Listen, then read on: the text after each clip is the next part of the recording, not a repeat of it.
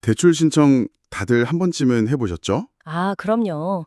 그 복잡한 서류 생각하면 벌써 머리가 아프죠. 맞아요. 온갖 서류 준비하고 또 하염없이 결과를 기다리고. 네네. 근데 막상 나온 금리를 딱 보면 어? 왜 이렇게 나왔지? 하고 고개를 갸웃하게 되는 경험 다들 있으실 거예요. 있죠. 어쩌면 우리가 너무 당연하게 여겼던 이 불편함 뒤에 사실은 신용시장에 아주 오래된, 뭐랄까, 구조적인 비효율이 숨어 있었습니다. 바로 그 지점을 파고드는 한 기술 기반 금융회사의 최고 재무 책임자, 그러니까 CFO의 발표 자료를 오늘 여러분과 함께 좀 깊이 들여다보려고 합니다. 네, 이들이 주장하는 게 아주 흥미로운데요. AI 기술이 단순히 대출 과정을 그냥 편리하게 만드는 걸 넘어서서 아예 대출 사업의 경제학 자체를 근본적으로 다시 쓰고 있다는 거거든요. 맞습니다. 오늘 이 이야기를 따라가다 보면 기술이 어떻게 전통 대출의 고질적인 문제, 이른바 채무불이행 보조금과 프로세스 세금을 해결하는지, 그리고 그게 어떻게 아주 독특한 성장 모델과 수익성으로 이어지는지 그 핵심 연결고리를 발견하시게 될 겁니다. 자, 그럼 본격적으로 한번 파고 들어가 볼까요? 좋습니다. 이 CFO가 발표 시작부터 아주 도발적인 주장을 하는데요. 우리가 대출을 받을 때마다 보이지 않는 세금을 2번이나 내고 있다는 겁니다. 아, 세금이요. 네, 그 첫 번째가 바로 채무불이행 보조금이라는 거예요. 네, 맞습니다. 이게 뭐냐면 쉽게 말해서 성실하게 돈을 갚는 대다수의 사람들이 돈을 못 갚는 소수의 사람들 몫까지 대신 내주고 있다는 거거든요. 일종의 벌금처럼요. 그러니까 은행 같은 금융회사는 누군가 돈을 떼일 걸 미리 예상하잖아요. 그렇죠. 그 손실 비용을 전체 대출 금리에 미리 다 녹여놓는 거죠. 문제는 누가 돈을 잘 갚고 안 갚을지 정확히 모르니까 바로 그겁니다.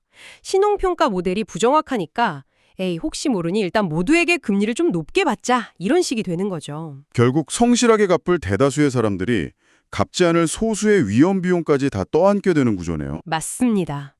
자료를 보면 이 보조금이 전체 연이율에서 가장 큰 부분을 차지하는 경우도 많다고 하니까요. 이건 그냥 사소한 오차가 아닌 거죠. 상당한 수준의 과도한 가격을 우리가 계속 지불하고 있었다는 뜻이겠어요? 네.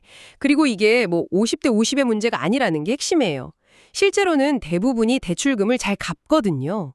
그러니 가격 책정의 오류는 대부분 과도한 가격 책정 형태로 나타나는 거죠. 두 번째 세금은 프로세스 세금인데 이건 정말 듣자마자 무릎을 탁 쳤습니다. 공감되시죠? 너무요. 저도 예전에 대출 받을 때 서류를 몇 번이나 다시 냈는지 모르겠어요. 제가 무슨 잠재적 사기꾼 취급받는 것 같아서 기분도 별로 안 좋았고요. 다들 비슷한 경험이 있으실 거예요. 바로 그게 프로세스 세금의 본질입니다. 극소수의 사기꾼을 걸러내기 위해서 모두가 고통받는 거군요. 네. 누가 진짜 위험한지 족집게처럼 딱 집어낼 수가 없으니까 그냥 모든 신청자한테 아주 복잡하고 고통스러운 검증 절차를 요구하는 거죠. 그 과정에서 드는 시간, 노력, 스트레스가 바로 우리가 내는 세금이 셈입니다. 정리하면 대출을 결정하는 가장 중요한 기준이 가격, 즉 금리랑 편의성인데 지난 수십 년간 업계가 이 두 가지를 개선하는 데 별다른 혁신이 없었다. 이게 이 발표의 출발점이군요. 정확합니다. 모두가 불편하고 비싸다고 느끼지만 아무도 제대로 해결하지 못했던 문제. 바로 여기서부터 이들의 모든 이야기가 시작됩니다. 알겠습니다. 문제 정의는 아주 명확하게 와닿는데요. 그럼 이 고질적인 문제들을 도대체 어떻게 해결한다는 걸까요? 해답은 아주 명확하게 더 나은 모델에 있다고 말합니다. 더 나은 모델이라면 역시 AI를 말하는 거겠죠? 네, 당연히 AI 기반의 신용평가랑 사기 탐지 시스템을 의미하고요. 이 더 나은 모델이 앞서 말한 두 가지 세금을 직접적으로 없애준다는 논리입니다. 그러니까 더 똑똑한 AI가 첫 번째 문제였던 채무 불이행 보조금을 줄여준다. 그렇죠. 돈 안 갚을 사람을 더 정확하게 예측해내니까 굳이 모든 사람한테 높은 금리를 매길 필요가 없어진다는 거군요. 바로 그겁니다. 그 결과 대다수의 우량 대출자들은 마땅히 받아야 할 더 낮은 더 공정한 금리를 적용받게 되는 거고요. 불필요한 벌금을 안 내도 되는 거네요. 그럼 두 번째 문제였던 프로세스 세금은요? 그건 어떻게 해결되죠? 그것도 마찬가지입니다. AI 모델이 사기를 시도할 것 같은 그 아주 극소수의 신청자를 높은 확률로 식별해내는 겁니다. 콕 집어서? 네. 그럼 어떻게 되겠어요? 아주 까다롭고 복잡한 절차, 즉 심사의 마찰을 바로 그 소수한테만 집중시킬 수 있게 되는 거죠. 그럼 나머지 대다수의 선량한 신청자들은요? 아주 빠르고 간편하게 거의 마찰이 없는 대출 경험을 하게 되는 거죠.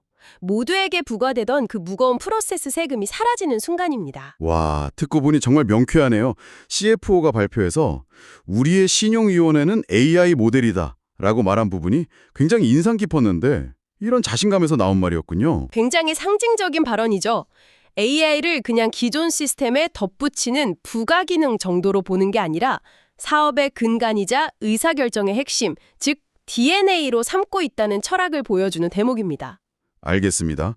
AI 모델이 더 정확해서 소비자 경험이 좋아진다는 건 이해가 되는데요. 근데 이게 정말로 돈이 되는 이야기인지 재무제표에서는 어떻게 나타나는지가 가장 궁금하거든요. 좋은 질문입니다.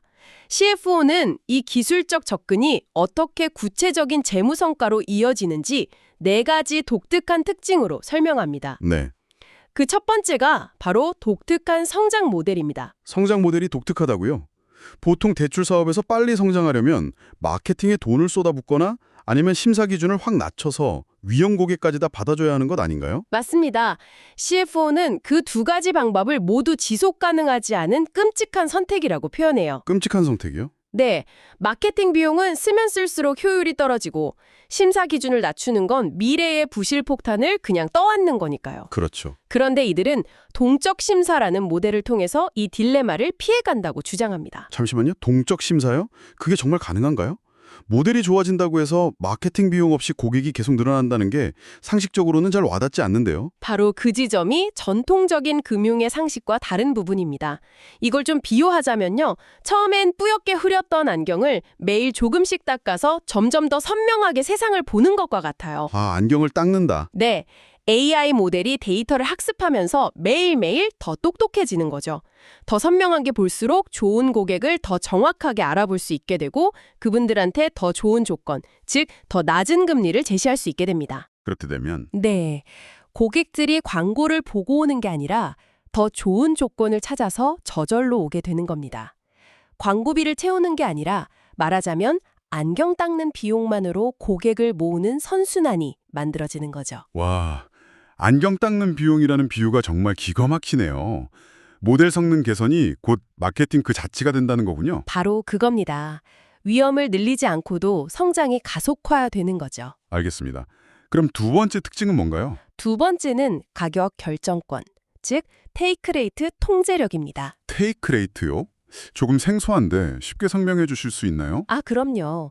테이크 레이트는 대출 한 건에서 회사가 수수료나 이자 형태로 가져가는 수익의 비율. 그러니까 회사의 몫이라고 생각하시면 쉽습니다. 네, 회사의 목. 네.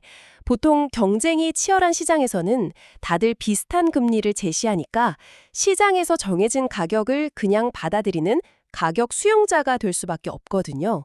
내 마음대로 가격을 정할 힘이 없는 거죠. 그런데 이들은 그 힘이 있다고 말하는 거군요. 그렇습니다.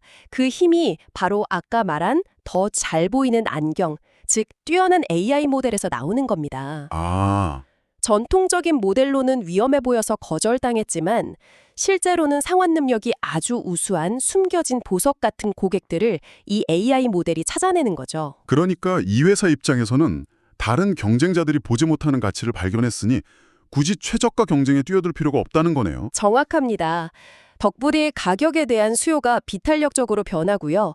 시장 최고 금리보다 낮은 수준을 유지하면서도 회사의 목, 즉 테이크 레이트는 40%에서 60% 수준까지 의미 있게 통제하고 올릴 수 있었다고 합니다. 아, 단순히 싸게 파는 게 아니라 고객의 진짜 가치를 정확하게 측정해서 그에 맞는 가격을 책정할 수 있는 능력이군요. 네, 그게 바로 이들의 두 번째 차별점입니다. 성장 방식도 독특하고 가격 결정권까지 있다니. 그럼 자연스럽게 세 번째 특징인 마진 확대로 이어지겠네요. 네, 논리적으로 완벽하게 연결됩니다. 비용 구조를 보면 2가지 측면에서 효율이 극대화돼요. 어떤 건가요? 첫째, 대출 승인 과정의 80% 이상이 완전 자동화되어 있다고 합니다. 사람이 개입할 일이 거의 없으니 운영 비용이 극적으로 줄어들죠. 아, 인건비가 많이 줄겠네요. 그렇죠. 그리고 둘째는 더 놀라운데요. 아까 그 안경 닦이 성장 모델 덕분에 사업 규모가 커져도 신규 고객 한 명을 데려오는 데 드는 비용, 고객 확보 비용이 오히려 정체되거나 감소하는 경향을 보인대요. 보통은 사업을 키울수록 다음 고객을 데려오는 비용이 점점 더 비싸지게 마련인데 그 경제학의 기본 공식을 깬 거네요. 맞습니다.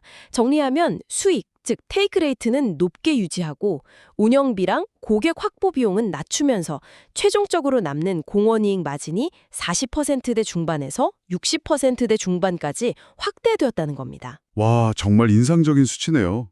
자, 그럼 마지막 네 번째 특징은 뭔가요? 바로 운영 레버리지와 수익성입니다. 운영 레버리지. 네, 이 회사는 전체 정규직 직원의 절반 이상이 엔지니어 같은 기술 조직에 속해 있다고 해요.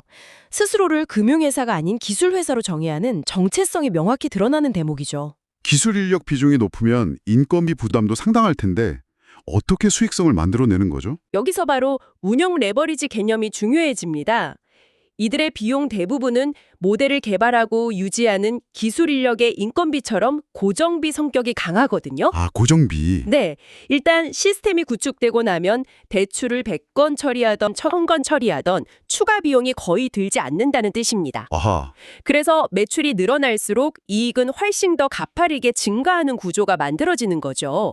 실제로 소프트웨어 기업의 생산성 벤치마크 중 하나인 직원 1인당 연간 매출 100만 달러, 여기에 근접하고 있다고 합니다. 1인당 15억 원이 넘는 매출을 만들어낸다는 거군요. 대단하네요. 네, 이를 통해 과거 벤처캐피탈 업계에서는 성장 의지가 없다는 오해를 받으면서까지 꾸준히 추구했던 흑자 성장, 이걸 이뤄내고 있다는 점을 CFO는 아주 자랑스럽게 강조합니다. 정말 들어보니 이 모든 것이 더 나은 모델 하나에서부터 출발해서 성장, 가격, 마진, 수익성이라는 네 가지 결과로 완벽하게 이어지는 하나의 이야기네요. 그렇죠. 그런데 이 모든 걸 자본 경량화 모델 위에서 구현하겠다는 점도 흥미롭습니다. 스스로 은행이 되려는 게 아니라 플랫폼 역할을 하겠다는 거잖아요. 맞습니다. 왜 이들이 직접 은행이 되려고 하는지 그 이유가 명확합니다.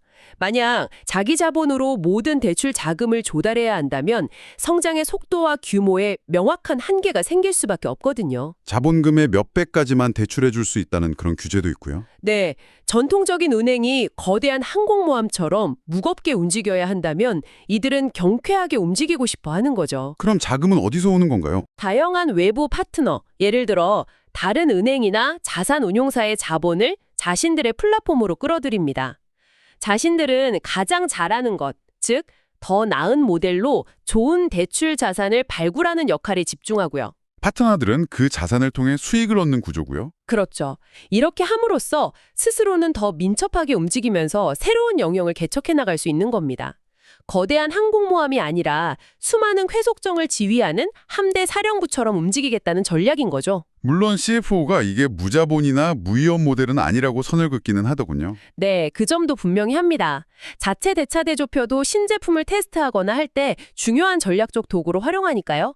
하지만 핵심은 규모 확장에 매우 효율적인 자본 경량화 방식을 지향한다는 점입니다. 오늘 우리는 한 기술금융회사 CFO의 발표를 통해 AI라는 기술이 어떻게 신용시장의 고질적인 비효율, 즉 성실한 사람들이 내야 했던 채무 불이행 보조금과 모두가 겪어야 했던 프로세스 세금을 해결하는지 살펴보았습니다. 네, 그리고 이것이 어떻게 위험을 늘리지 않는 성장, 가격 결정권 확보, 마진 확대, 그리고 자본 효율적인 수익성이라는 아주 독특한 재무 프로필로 이어지는지 그 과정을 하나하나 따라가 봤네요. 단순히 앱을 만들고 신청 절차를 온라인으로 옮기는 수준을 넘어서 산업의 핵심 엔진인 신용평가 그 자체를 기술로 교체했을 때 어떤 일이 일어날 수 있는지 보여주는 아주 흥미로운 사례였습니다. 정말 그렇습니다.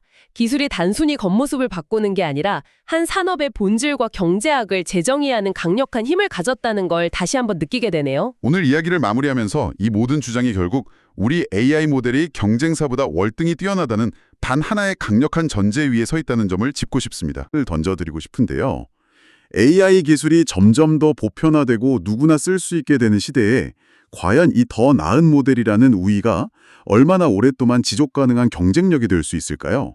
진정한 해자, 즉 경쟁자들이 감히 넘볼 수 없는 깊은 강은 모델 그 자체일까요? 아니면 그 모델을 학습시킨 수년간 축적된 데이터와 이를 매끄럽게 운영하는 조직과 시스템 전체일까요? 앞으로 이들의 행보를 지켜보며 함께 고민해볼 만한 지점인 것 같습니다.